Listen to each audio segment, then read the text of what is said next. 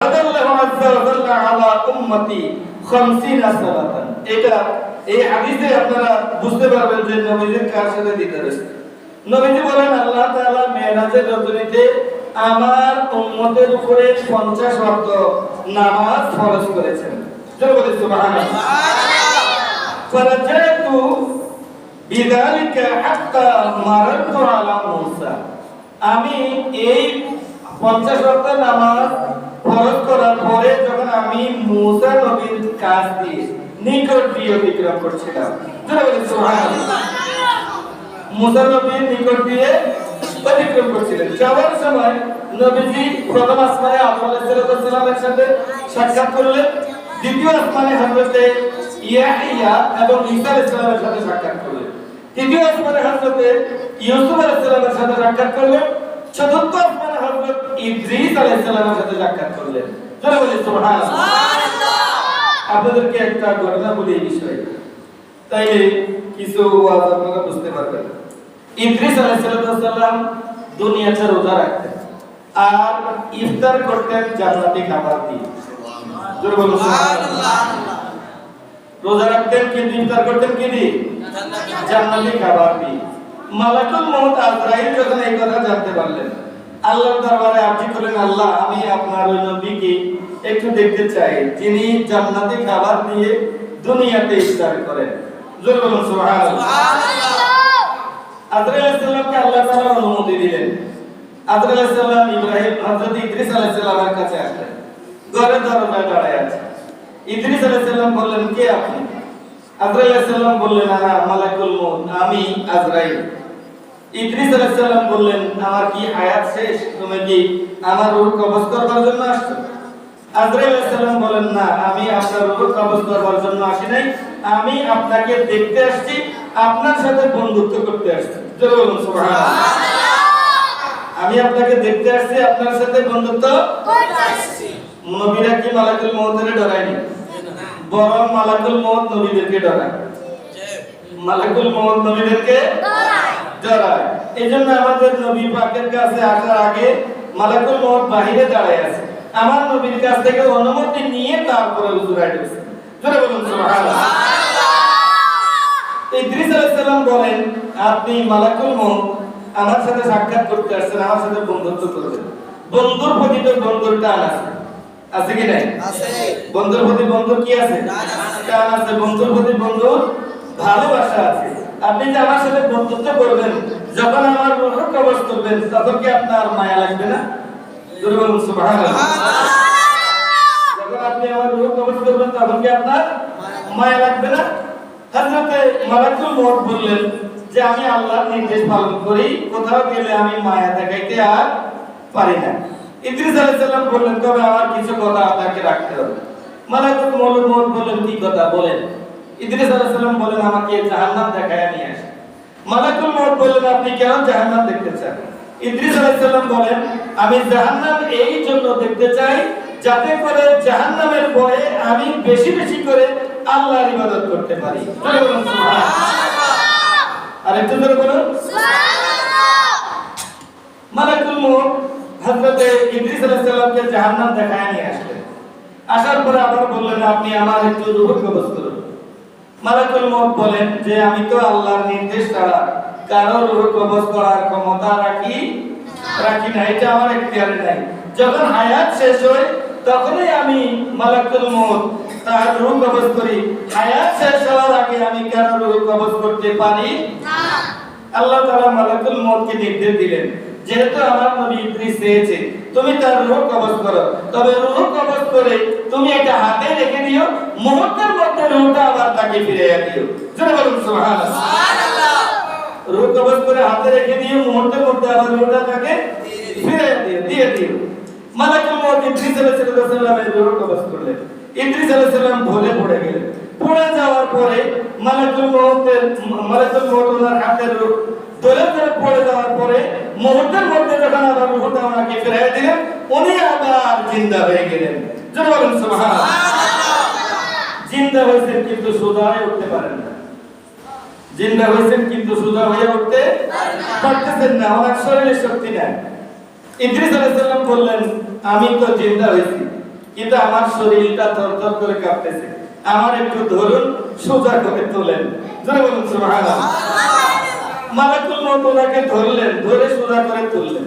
তোলার পরে ইদ্রিস আলাইহিস সালাম বলছেন, আজরাইল, মরণের যে এত কষ্ট আমি সেটা আর কখনো অনুভব করতে পারি নাই। এত কষ্ট তুমি আমাকে দিছো, আমার মনে হয় তুমি আমার রূহ কবজ করো নাই, আমার কলিজাটা তুমি টেনে ছিঁড়ে ফেলছো। তুমি বলেন সুবহানাল্লাহ। সুবহানাল্লাহ। আরেকটু জোরে বলেন সুবহানাল্লাহ। ইদ্রিস আলাইহিস সালাম জিন্দা হয়ে গেলেন। ইদ্রিস আলাইহিস সালাম এবার মালাকুল মউতকে বললেন, আমাকে একটু জান্নাতে নিয়ে যাও। মালাকুল মউত ওনাকে জান্নাতের দরজায় নিয়ে গেলেন। দরজায় নিয়ে আজরাইল আলাইহিস সালাম বললেন, ইদ্রিস আলাইহিস সালাম, এই যে দেখেন জান্নাত, বিশাল জান্নাত, আপনি এখানে ঢুকেন, ঢুকে জান্নাতের গলি গলি যা আছে, নাজে নেয়ামত যা আছে, সৌন্দর্য যা আছে, সবকিছু আপনার যতক্ষণ ইচ্ছা দেখেন, দেখা শেষ হইলে আপনি আবার জান্নাতের দরজায় চলে আসেন, আমি আবার আপনাকে নিয়ে দুনিয়ায় যেখানে ছিলেন সেখানে ফিরিয়ে দিয়ে আনবো। জোরে বলেন সুবহানাল্লাহ। আর একটু জোরে বলেন সুবহানাল্লাহ। এখন ইদ্রিস আলাইহিস সালাম জান্নাতে ঢুকে জান্নাতের সৌন্দর্য দেখতেছেন, কিন্তু জান্নাত থেকে আর ফিরে আসতেছেন না। জান্নাত থেকে আর ফিরে আসতেছেন না, বের হচ্ছেন না। মালাকুল মউত বলছেন, কি ব্যাপার, আপনি আল্লাহর নবী ইদ্রিস আলাইহিস সালাম, আপনার কি জান্নাত এখনো দেখা শেষ হয় নাই? আপনি আসুন, আপনারে আবার দুনিয়াতে ফিরিয়ে দিয়ে আসুন। ইদ্রিস আলাইহিস সালাম বলেন, মালাকুল মউত, তুমি কি এই কথা জানো না, এই কথা পড়ো না, এই কথা কি তোমার জানা নাই? কুল্লু নাফসিন যায়কাতুল মাউত, প্রত্যেকটা প্রাণীকে একবার মৃত্যুর স্বাদ গ্রহণ করতে হবে। আমি তো একবার মৃত্যুর স্বাদ গ্রহণ করছি, তুমি কি আমাকে মৃত্যু দাও নাই? আমি কি মৃত্যুর স্বাদ গ্রহণ করি নাই? তুমি কি আমার রূহ কবজ করো নাই? এখন তুমি যে আমাকে দুনিয়াতে আবার ফিরে নিবা, তুমি কি আবার আমাকে মৃত্যু দিবা না? জোরে বলুন সুবহানাল্লাহ। তুমি কি আবার আমাকে মৃত্যু দিবা নাকি? মানুষ মরে কয়বার? জোরে বলেন, মানুষ মরে কয়বার? আমিও তো একবার মরছি, সুতরাং আমার তো একবার মৃত্যু হয়ে গেছে, তুমি আমার রূহ কবজ করেছো, এখন দুনিয়াতে যদি আমি ফিরে যাই আমার তো আবার মৃত্যু হবে, সুতরাং জান্নাত থেকে আমি বের হব না। জোরে বলেন সুবহানাল্লাহ। আজরাইল আলাইহিস সালাম বলে, আমি তো বেকায়দায় পড়ে গেছি। আমি কোথায় পড়ছি? বেকায়দায় পড়ে গেছি। আল্লাহ আজরাইল আলাইহিস সালামকে জানাই দিলেন, ইদ্রিস আলাইহিস সালামের একবার মৃত্যু হয়েছে, আমি আল্লাহ ঘোষণা দিয়েছি, জান্নাতে যারা একবার ঢুকে খালিদিনা ফিহা, সেখানে তারা চিরস্থায়ী থাকবে। ইদ্রিস জান্নাতে ঢুকে গেছে, সেখান থেকে আর তার বাইরে হওয়ার দরকার নাই। জোরে বলেন সুবহানাল্লাহ। সেখান থেকে আর তার বাইরে হওয়ার দরকার নাই। তাহলে কি নবীরা মরে গেলে শেষ নেই? জোরে বলেন, নবীরা কি মরে গেলে শেষ? এই জন্য আমি বলি, নবীরা মৃত্যুর স্বাদ গ্রহণ করে, কিন্তু নবীরা মরে না। জোরে বলেন, নবীরা মরে না, নবীদের মরণ নাই। চতুর্থ আসমানে হযরত ইদ্রিস আলাইহিস সালামের দেখা হলো। পঞ্চম আসমানে হারুন আলাইহিস সালাম, ওই ষষ্ঠ আসমানে হযরত মূসা আলাইহিস সালাম দাঁড়িয়েছে। যাওয়ার পথে একবার মূসা আলাইহিস সালামের সাথে সাক্ষাৎ। মূসা আলাইহিস সালাম জানে এই রাস্তায় ওই শেষ নবী মুহাম্মদ রাসূলুল্লাহ সাল্লাল্লাহু আলাইহি ওয়াসাল্লাম আবার দুনিয়ার দিকে ফিরবেন, এই জন্য জায়গা মতো তিনি দাঁড়িয়ে আছেন। জোরে বলেন সুবহানাল্লাহ। জায়গা মতো তিনি মুসা আলাইহিস সালাম কি ওদিন কবরেও ছিলেন না? যেদিন মুসা আলাইহিস সালাম ষষ্ঠ আসমানে ছিলেন, সেদিন মুসা আলাইহিস সালাম কবরেও ছিলেন। তাহলে মুসা আলাইহিস সালাম কবরেও থাকতে পারেন, মুসা আলাইহিস সালাম আসমানেও থাকতে পারেন, আমাদের নবীজি রওজা মুবারকেও থাকতে পারেন। কোন আশিক প্রেমিকের মহল্লা গিয়ে ঘরে গিয়ে তার সাথেও দিদার দিতে পারেন। জোরে বলেন সুবহানাল্লাহ। আর একটু জোরে বলেন সুবহানাল্লাহ। সেই রকম আশিক হইতে হবে, সেই রকম আশিক হইতে হবে, সেই রকম প্রেমিক হইতে হবে, সেই রকম মহব্বত নবীজির প্রতি অন্তরে থাকতে হবে। না থাকলে আশা দিদারের আশা করা যায় না। তো মুসা আলাইহিস সালাম পথে দাঁড়ায় আছেন। নবীজি বলেন, মুসা আলাইহিস সালাম তো পথে দাঁড়ায় আছেন, আমি ওনার পাশ দিয়ে যাচ্ছিলাম। যাবার পথে মুসা আলাইহিস সালাম বললেন, ফাকালা মা ফারাদাল্লাহু লাকা আলা উম্মতিকা, আল্লাহ তাআলা আপনার উম্মতের জন্য কি ফরজ করেছেন? জোরে বলুন সুবহানাল্লাহ। মুসা আলাইহিস সালাম কি জিজ্ঞেস করলেন? আল্লাহ তাআলা মা ফারাদাল্লাহু লাকা আলা উম্মাতিকা। তাইলে মেরাজের রজনীতে যদি জিবরাইল আলাইহিস সালামের সাথে নবীজির দিদার হইতো, তাইলে মুসা আলাইহিস সালাম এই কথা বলতেন না যে আল্লাহ আপনার নবীর আপনার উম্মতের জন্য কি ফরজ করেছেন, বরং বলতেন যে আপনার সাথে যে জিবরাইলের দেখা হয়েছে, জিবরাইল আপনার প্রতি কি ওহী করছে। সুবহানাল্লাহ। এরকম কথা বলতেন না? বলতেন যে জিবরাইল আপনার প্রতি কি ওহী করছেন। তো মুসা আলাইহিস সালাম জিজ্ঞেস করলেন, আপনি যে আল্লাহর কাছ থেকে দিদার করে আসলেন, আল্লাহ তাআলা আপনার উম্মতের জন্য কি ফরজ করেছেন? নবীজি জবাব দিলেন, ফারাদা 50 সালাতান, আল্লাহ আমার উম্মতের জন্য 50 ওয়াক্ত নামাজ ফরজ করেছেন। সুবহানাল্লাহ। আরেকটু জোরে বলেন সুবহানাল্লাহ। একটু ভালো করে খেয়াল করেন, একটু বিবেক খাটাইলে বুঝে যাবেন। মুসা আলাইহিস সালাম বলেন, আল্লাহ ফারজি ইলা রাব্বিকা, আপনি আপনার রবের নিকট ফিরে যান। জোরে বলেন সুবহানাল্লাহ। ফারজি ইলা রাব্বিকা, আপনি আপনার রবের নিকট ফিরে যান। তাহলে কি সিদরাতুল মুনতাহা জিবরাইলের দেখছেন নাকি লামা কানে আল্লাহর দেখছেন? মেরাজ কি সিদরাতুল মুনতাহা পর্যন্ত হইছে নাকি আরশে আজিম পর্যন্ত হইছে? আরশে আজিম পর্যন্ত হইছে। যদি না হইতো মুসা আলাইহিস সালাম এই কথা বলতেন না, ফারজি ইলা রাব্বিকা। সুতরাং হাদিসে বোঝা যায়, এটা বুখারী শরীফের হাদিস, বুখারী শরীফের হাদিসে বোঝা যায় নবীজির দিদার আল্লাহর সাথেই হয়েছে। সুবহানাল্লাহ। নবীজির দিদার কার সাথে হয়েছে? আল্লাহর সাথে। জোরে বলেন, কার সাথে হয়েছে? আল্লাহর সাথে। আল্লাহর সাথেই হয়েছে। তো জিবরাইল মুসা আলাইহিস সালাম বললেন, ফারজি ইলা রাব্বিকা, আপনি আপনার রবের কাছে ফিরে যান। ফাইন্না উম্মাতিকা লা তুতিকু, কারণ আপনার উম্মত 50 ওয়াক্ত নামাজ পড়তে পারবে না। জোরে বলেন সুবহানাল্লাহ। নবীজি বলেন, ফারাজাতু ফাওয়াদা শারতাহা, আমি আমার রবের নিকট আল্লাহর কাছে ফিরে গেলাম, আল্লাহ তাআলা নামাজের অর্ধেক কমায় দিলেন। জোরে বলেন সুবহানাল্লাহ। আল্লাহ তাআলা নামাজের অর্ধেক কমায় দিলেন। ফারাজাতু ইলা মুসা, আমি আবার মুসার কাছ দিয়ে আসলাম, মুসার পাশ দিয়ে অতিক্রম করলাম। কুলতু ওয়াদা শারতাহা, আমি বললাম আল্লাহ তাআলা আমার উম্মতের জন্য নামাজের অর্ধেক কমায় দিলেন। ফাকালা মুসা রাজা ইলা রাব্বিকা, মুসা আলাইহিস সালাম আবার আমাকে বললেন, আপনি আবার আপনার রবের কাছে যান। আপনি আবার আপনার রবের কাছে যান। তাহলে কি আল্লাহ নবীজি আল্লাহকে একবার দেখছেন না কয়েকবার দেখছেন? কয়েকবার দেখছেন। জোরে বলেন, কয়েকবার দেখছেন। এই যে মুসা আলাইহিস সালামের কাছে ষষ্ঠ আসমানে আসে, আবার ফিরে যায়, আবার আসে, আবার ফিরে যায়। তাইলে এই আসা যাওয়ার পথে নবীজির সাথে আল্লাহর সাথে কয়েকবারই দিদার হয়েছে। জোরে বলেন সুবহানাল্লাহ। নবীজি বলেন, ফাইন যালিকা ফারাজাতু ফাওয়াদা শারতাহা, আমি আবার আমার রবের কাছে গেলাম, আমার রব আবার অর্ধেক ফিরিয়ে দিলেন। ফারাজাতু ইলাইহি, আমি আবার মুসার কাছে আসলাম। ফাকালা মুসা ইরজি ইলা রাব্বিকা, মুসা আলাইহিস সালাম আমাকে আবার বললেন, আপনি আবার আপনার রবের কাছে যান। ফাইনুম মাতাকা লা তুতিকা যালিকা, কারণ আপনার উম্মত এতগুলো নামাজ পড়তে পারবে না। ফারাজাতুহু ফাকালা হিয়া খামসুন, নবীজি বলেন, আমি আল্লাহর কাছে আবার গেলাম, সর্বশেষ আল্লাহ আমার উম্মতের জন্য 5 ওয়াক্ত নামাজ ফরজ করেছেন।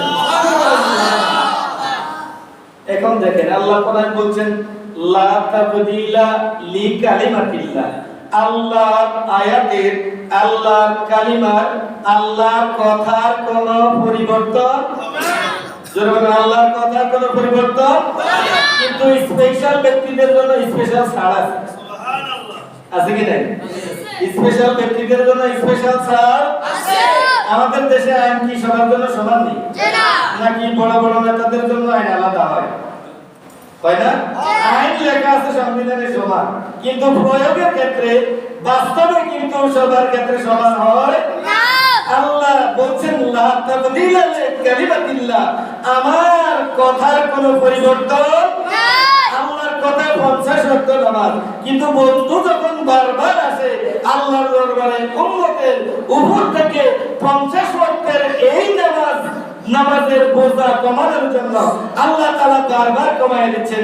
সর্বশেষ আল্লাহ 5 ওয়াক্তের মধ্যে এনে বলছেন, হে আমার বন্ধু, আপনার আবেদনের কারণে 50 ওয়াক্ত থেকে আমি নামাজকে 5 ওয়াক্তে নিয়ে আসলাম, কিন্তু আমার কথার যেহেতু পরিবর্তন নাই, আপনার উম্মতকে আমি 50 ওয়াক্ত নামাজের এই সওয়াব দান করব।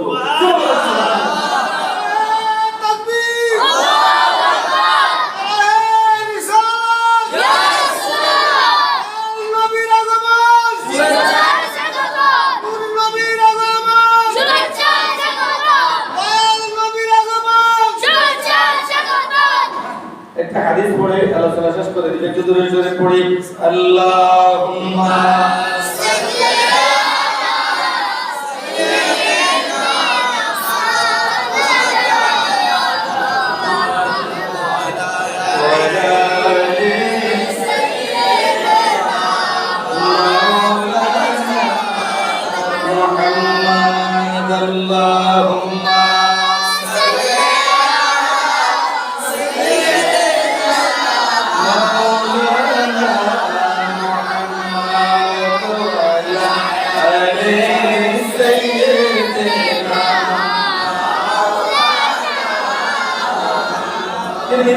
তিরমিজি রাহমাতুল্লাহ আলাইহি একটা হাদিস বর্ণনা করেন। প্রিয় নবীজি বলছেন, রাআইতু রাব্বি আযজা ওয়া জাল্লা ফি আহসানি সূরাতি, আমি আমার রবকে উত্তম সূরতে দেখেছি। ক্বালা ফিমা ইয়াকতাসিমুল মালাউল আ'লা, আমি যখন আমার রবের সাথে দিদার করলাম, দিদার করার পরে আল্লাহ তাআলা আমাকে বললেন যে এই যে মুকাররাবিন ফেরেশতারা, বড় বড় ফেরেশতারা কি নিয়ে তারা তর্ক বিতর্ক করতেছে, যারা বলেন সুবহানাল্লাহ। নবীজি বলেন, আমি জবাব দিলাম, কুলতু আনতা আ'লাম, আপনি ভালো জানেন। যারা বলেন সুবহানাল্লাহ, আপনি ভালো জানেন। ফাওয়াদা কাফাহু বাইনা কাতিফাইয়া ফাওয়াজাদতু বুরদাহা বাইনা সাদিয়াইয়া ফাআলিমতু মা ফিস সামাওয়াতি ওয়াল আরদ, আমি যখন জবাব দিলাম আপনি ভালো জানেন আপনার মুকাররাবিন ফেরেশতারা কি নিয়ে তর্ক বিতর্ক করতেছে, তখন আল্লাহ তাআলা তার কুদরতের হাত আমার এই দুই কাঁধের মাঝখানে এখানে ঘাড় মোবারক বরাবর রাখলেন। রাখার পরে ফাআলিমতু মা ফিস সামাওয়াতি ওয়াল আরদ, আমার ভিতরে আসমান এবং জমিনের সমস্ত ইলম চলে এসেছে। আমার ভিতরে আসমানের এবং জমিনের সমস্ত ইলম চলে এসেছে। আর আসমানে আর জমিনে নবীজির কাছে আর কিছু গায়েব আছে নি? না। যদি বলেন নবীজির কাছে আর গায়েব আছে নি? এইজন্য আল্লাহ হযরত বলেছেন, ইমাম আহমদ রাযা বেলবী রাহমাতুল্লাহ আলাইহি বলেন, আল্লাহ হযরত বলেন যে জান্নাত গায়েব, জাহান্নাম গায়েব, ফেরেশতারা গায়েব, সৃষ্টি জগতে আসমান, প্রথম আসমান ছাড়া উপরের আসমান আমাদের জন্য গায়েব, সিদরাতুল মুনতাহা আমাদের জন্য গায়েব, ৭০,০০০ নূরের পর্দা আমাদের জন্য গায়েব, এই জমিনের নিচের জমিনগুলো আমাদের জন্য গায়েব। সমস্ত গায়েবের ভিতরে সবচাইতে বড় গায়েব হলেন আল্লাহ। সুবহানাল্লাহ। সবচাইতে বড় গায়েব কে? আল্লাহ। যারা বলেন সবচাইতে বড় গায়েব কে? আল্লাহ। আল্লাহ, আল্লাহ সবচাইতে গায়েব। তো যেখানে আল্লাহ আমাদের নবীজির দেহ মুবারকের চোখে আর গায়েব থাকলে দুনিয়ার সব মানুষের জন্য আল্লাহ গায়েব। আদম আলাইহিস সালামের জন্য আল্লাহ গায়েব, ইব্রাহিম আলাইহিস সালামের জন্য আল্লাহ গায়েব, মুসা আলাইহিস সালামের জন্য আল্লাহ গায়েব, ঈসা আলাইহিস সালামের জন্য আল্লাহ গায়েব, সমস্ত মানুষের জন্য আল্লাহ গায়েব। তো নবীজির কাছে যেখানে আল্লাহ যিনি সমস্ত গায়েবের খালিক, আল্লাহ নিজেই আর গায়েব রইলেন না, জাহির হয়ে গেলেন, প্রকাশ হয়ে গেলেন, সেখানে নবীর কাছে আর কি গায়েব থাকতে পারে? যারা বলেন সুবহানাল্লাহ। সেখানে নবীর কাছে আর কি গায়েব থাকতে পারে? নবীর কাছে আর কিছু গায়েব থাকতে পারে? আল্লাহ নিজেই সবকিছু প্রকাশ করে দিয়েছেন। যারা বলেন সুবহানাল্লাহ। আল্লাহ তাআলা আমাদেরকে কবুল করুন। আমার তাওফিক ইল্লা বিল্লাহ। সংক্ষিপ্ত আলোচনা এখানেই শেষ করলাম। আমরা দুরূদ সালাম পড়ে আমাদের মিলাদ মাহফিল শেষ করব।